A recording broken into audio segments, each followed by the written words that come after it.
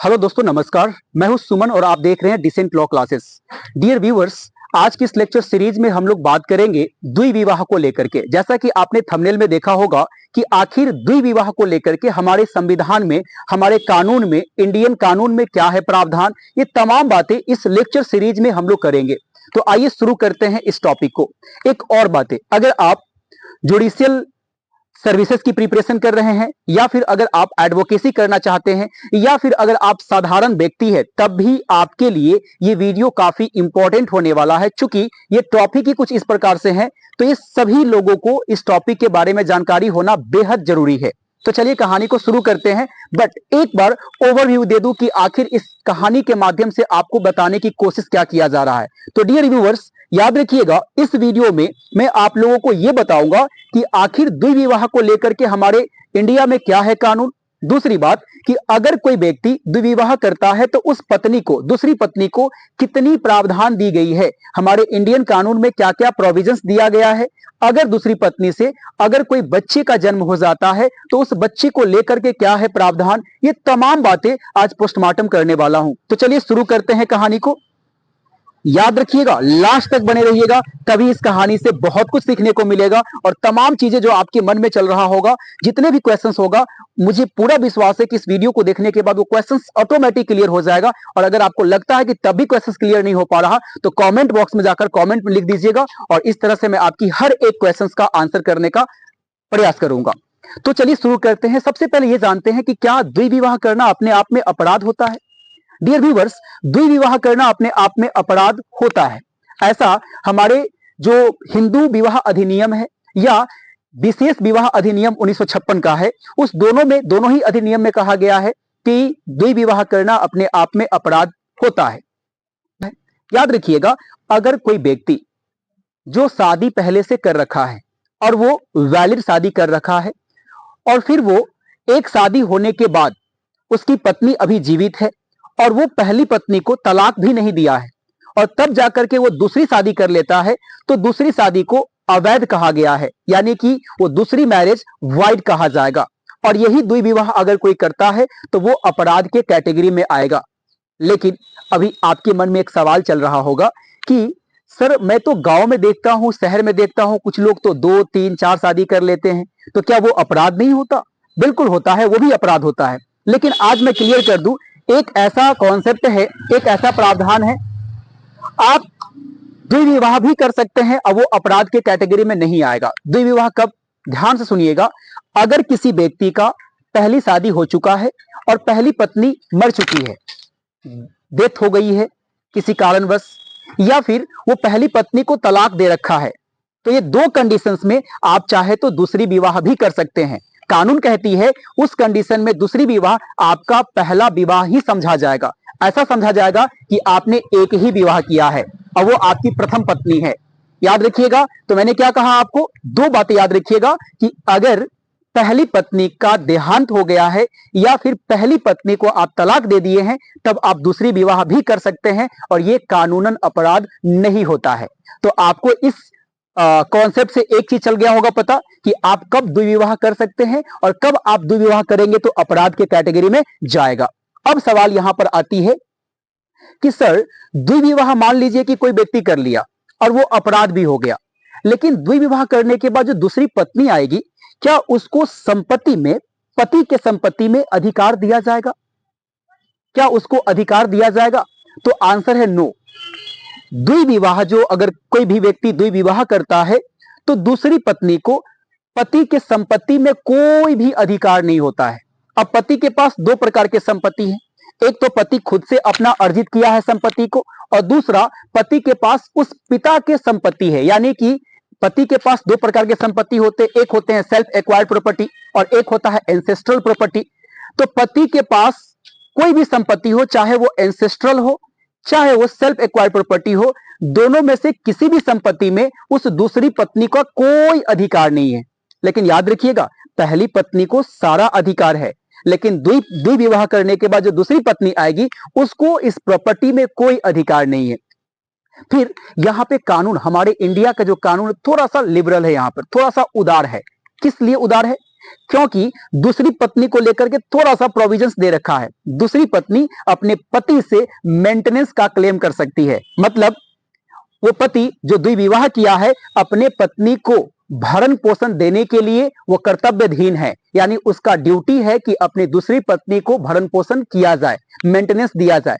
और अगर कोई पति अपनी दूसरी पत्नी को यानी खाने पीने का सामान, रहने का सामान अगर घर नहीं देता है, तो वो दूसरी पत्नी कोर्ट का भी सहारा ले सकती है। कोर्ट में जाकर अपने पति के अगेंस्ट में मेंटेनेंस का रिलीफ मांग सकती है। तो डियर ऑडियंस, ये बात समझ में आ गई होगी कि दूसरी पत्नी के पास पति के पैतृक संपत्ति या स्व अर्जित संपत्ति में कोई अधिकार नहीं होता, लेकिन वही दूसरी ओर मेंटेनेंस का अधिकार होता है। तो ये बात क्लियर हो गई। अगर उस दूसरी पत्नी से कोई बच्चे का जन्म हुआ है, सपोज कीजिए कि कोई व्यक्ति जो दूसरी विवाह कर लिया है और उस दूसरी पत्नी से अगर किसी बच्चे का जन्म हो जाता है, तो क्या उस बच्चे को उस पिता के संपत्ति में कोई अधिकार होगा या नहीं, इसी के ऊपर इस वीडियो में बात करेंगे। तो डियर व्यूअर्स, सवाल यहां पर आती है कि जो बच्चे होंगे, अब जाहिर सी बात है दूसरी पत्नी से जो बच्चे का जन्म होगा, उस बच्चे को क्या अधिकार मिलेगा। तो याद रखिएगा, पिता के पास दो प्रकार की प्रॉपर्टी है और यहां पर इन चीजों को ध्यान से सुनिएगा, क्योंकि काफी इंटरेस्टिंग फैक्ट होने वाला है और इसे पेन डाउन करना भी चाहिए आप लोगों को। पिता के पास दो प्रकार की प्रॉपर्टी। अगर पिता के पास स्व अर्जित संपत्ति है, यानी पिता कोई संपत्ति जो खुद से कमाया है, खुद से अर्जित किया है, तो उस प्रॉपर्टी में उस बच्चे का पूरा अधिकार होगा। कौन से बच्चे का? तो वैसे बच्चे जो दूसरी पत्नी से जन्म लिया है, उस बच्चे को पिता के अपना कमाया हुआ संपत्ति में पूर्ण अधिकार होगा। लेकिन वही बात करते हैं, अगर पिता के पास कोई पैतृक संपत्ति है, यानी पिता का अगर कोई पूर्वजों का संपत्ति है, क्या उस संपत्ति में भी उस दूसरे पत्नी से जन्म लिए बच्चे को अधिकार मिलेगा क्या? इसका आंसर है हां भी और ना भी। तो कब हां होगा और कब ना होगा, आइए इस कॉन्सेप्ट को समझिएगा। याद रखिएगा, अगर पिता के पास पैतृक संपत्ति जो है, उस पैतृक संपत्ति का बंटवारा हो चुका है और उस पैतृक संपत्ति का हिस्सा उस पिता को मिल चुका है, तब उस दूसरे पत्नी के जो बच्चे जन्म लिए हैं, उस बच्चे को अपने पिता के संपत्ति में पूरा अधिकार होगा। फिर से मैं रिपीट कर दूं, अगर पिता का कोई पैतृक संपत्ति है और उस पैतृक संपत्ति का बंटवारा हो चुका है और वो बंटवारा पिता के पास आ चुका है, यानी उसका जो शेयर है उस पिता के पास आ चुका है, तो वो दूसरी पत्नी से जो बच्चा का जन्म होगा, वो दूसरे पत्नी के जो बच्चे होंगे, उस बच्चे का अधिकार बनेगा उस पैतृक संपत्ति में भी। क्यों? क्योंकि पैतृक संपत्ति का बंटवारा हो चुका है, उसका शेयर जो है उसके पिता के पास आ चुका है। लेकिन वही अगर मैं दूसरी ओर बात करूं, अगर मान के चलिए पिता के पास जो पैतृक संपत्ति है और उस पैतृक संपत्ति का बंटवारा नहीं हुआ और पिता का देहांत हो गया, तो क्या उस पैतृक संपत्ति में दूसरी पत्नी से जो जन्म लिया बच्चा है, क्या उसका अधिकार होगा? इसका आंसर है नहीं। तो याद रखिएगा, अगर पैतृक संपत्ति का बंटवारा नहीं हुआ है और पिता का देहांत हो गया है, तो दूसरी पत्नी से जन्म लिए बच्चे का उसमें कोई अधिकार नहीं होगा। तो पैतृक संपत्ति में यहां पर एक कॉन्सेप्ट जो कि आप लोगों को समझना चाहिए।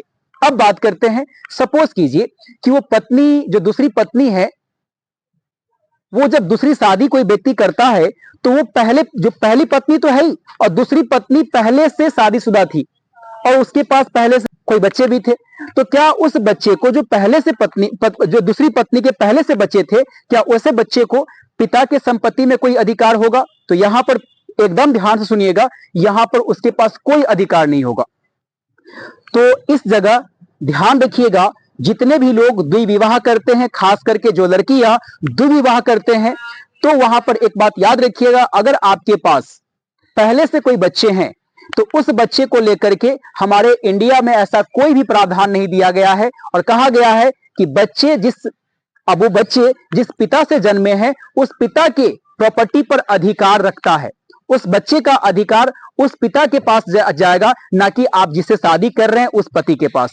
तो यहां पर एक बात को याद रखिएगा, अगर कोई व्यक्ति पहली शादी कर चुका है, दूसरी शादी करता है और दूसरी पत्नी से पहले से कोई बच्चा जन्म ले रखा है, तो उस बच्चे का आपके प्रॉपर्टी में कोई अधिकार नहीं होगा। ना तो आपसे मेंटेनेंस का क्लेम कर सकता है, ना तो आपके सेल्फ एक्वायर प्रॉपर्टी में हिस्सा ले सकता है, और ना ही आपके ये जो भी पैतृक संपत्ति है उसमें हिस्सा ले सकता है। तो कुल मिलाकर के यहां पर वैसे बच्चों को कोई भी हिस्सा नहीं दिया जाएगा। तो ये बातें याद रखिएगा।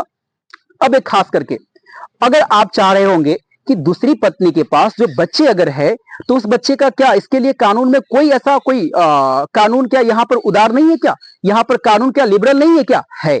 यहां पर एक बात मैं आप लोगों को स्पष्ट कर दूं, वैसे जगह पे दूसरी पत्नी को समझना चाहिए और पति से, जिस व्यक्ति से वो शादी कर रहा है, जो दूसरी विवाह कर रहा है, उस पति को यह बोलना चाहिए कि मेरे पास जो बच्चे हैं उसका गोद ले लीजिए।